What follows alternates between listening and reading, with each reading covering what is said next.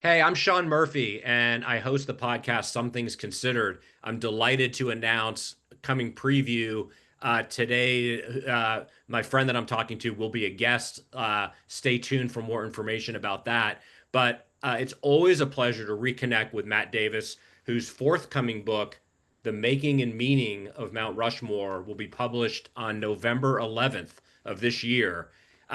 Short bio for today. Matt is a writer, obviously a scholar, and perhaps most importantly, just a champion of the arts, the intellectual pursuits. He's someone that I admire greatly. I learn a lot from, and he and I have been in contact for many years. So I've genuinely been looking forward to this book, and now it's here. So there's always something extra exciting about a major project coming to fruition. So Matt, great to be with you as always. I take any opportunity, but I mean, let's get down to brass tacks and talk about the project. Why did you decide to write about Mount Rushmore?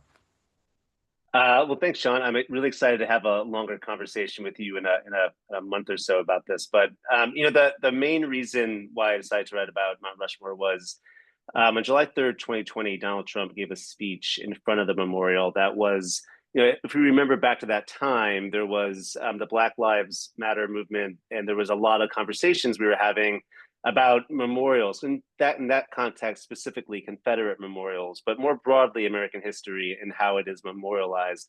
And so Trump used his speech at Mount Rushmore to sort of give a kind of narrow view of American history and how to think about it, how to memorialize it. And I wasn't really paying attention at the time when he spoke, but when I was reading about it, I began just to wonder why he gave that speech there at Mount Rushmore. What was it about the memorial that he was using as a backdrop for that speech? And so I kind of did a deep dive into the memorial, and it's a little bit of its history, its sculptor, why it was originated, what it had, what its meaning, its evolution of meaning. And I came to sort of recognize that so many of the themes of American history, so many of the myths of American history, our westward expansion, our relationship with Native peoples, our search for gold, um, comes together at Mount Rushmore. And so it really was a way for me to try to understand American history through the lens of this one mountain. Yeah, I mean, and just when you mentioned the project to me when you were working on it, I had to confess, like it's interesting that we think about a movie, like South by Southwest, or it's this iconic North by Northwest. or North. There you go, right? And hence the festival. See, this is why you wrote the book, so dum-dums can get it straight. But it's this iconic kind of totem that's both there and everyone gets it and knows what it looks like. But all it requires is just a little bit of a peek behind that, and all of a sudden questions just begin to arise, some of which you just touched on. But like this idea that Mount Rushmore originates from an idea. Talk a little bit about what you've discovered in terms of like Mount Rushmore is a place, obviously, but it's a lot more than that. Yeah, one of my favorite parts about researching this was to sort of begin to understand why the memorial was created. And I think there's a real preconception that the idea was Gunnson Borglums, who was the sculptor of it, or the idea was U.S. federal governments who funded most of it. But the reality was that the idea came from a state historian, the South Dakota state historian, a guy named Doane Robinson, who was kind of a Renaissance man in many ways. And he was a lawyer, he was a journalist. He wrote the first Western history of the Lakota people. He was someone that was interested in the kind of alfalfa that South Dakota farmers were using. He was involved in the designing of the state flag. And in the 1920s, when South Dakota's economy was tanking because commodities markets crashed, he became really concerned about the diversification of the South Dakota economy. And he felt that the state needed to get less reliant on agriculture and perhaps more reliant on tourism. And so he came up with this idea to carve a sculpture in the Black Hills to attract the growing number of car tourists that were heading through the Black Hills on their way to Yellowstone National Park. And Right. so what his idea was to create a figure or figures that reflected the American West. And his first ideas were actually Red Cloud, Sacagawea, Lewis and Clark, Custer, these sort of people that, were more reflective of that place than perhaps these four presidents that came in. And when he ended up asking Gunnson Borglum to be the sculptor of Mount Rushmore, that is when the idea for Rushmore as sort of a reflection of American history of these four presidents, Washington, Jefferson, Lincoln, Theodore Roosevelt, that became on the mountain. It was Borglum who spearheaded that idea. And it became much more political, I think, than what Joan Robinson would have wanted it to be. But obviously, given how many millions of people visit Mount Rushmore today, Joan Robinson would have been very pleased that it still is, a great attraction for tourism as well.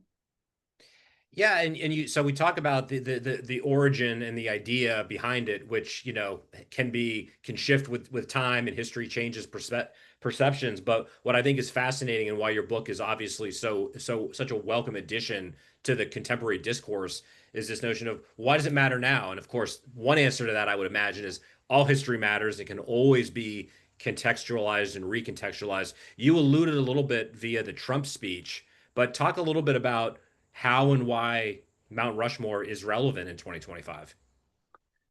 Yeah, it's interesting. When I started this project, I tended to think of this about a tend to think of this as a book about the past. I was writing a history book, which, as you said, always matters.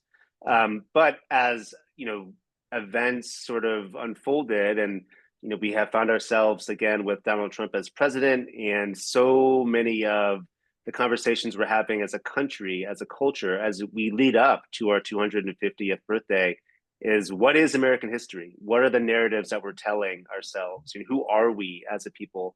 What do we latch onto in terms of the past that reflects our present?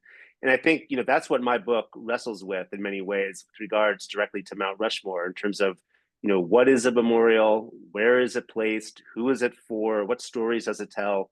Those are all questions that I explore in the book. And when I was writing about it, I was thinking about it more in the past, but now it has become a direct reflection of the kinds of questions and conversations we're having as a country today. So in that way, Rushmore can be seen as a lens through of how any American views the narratives of American history. Yeah, I would imagine, and I'm imagining that the book gets into great detail.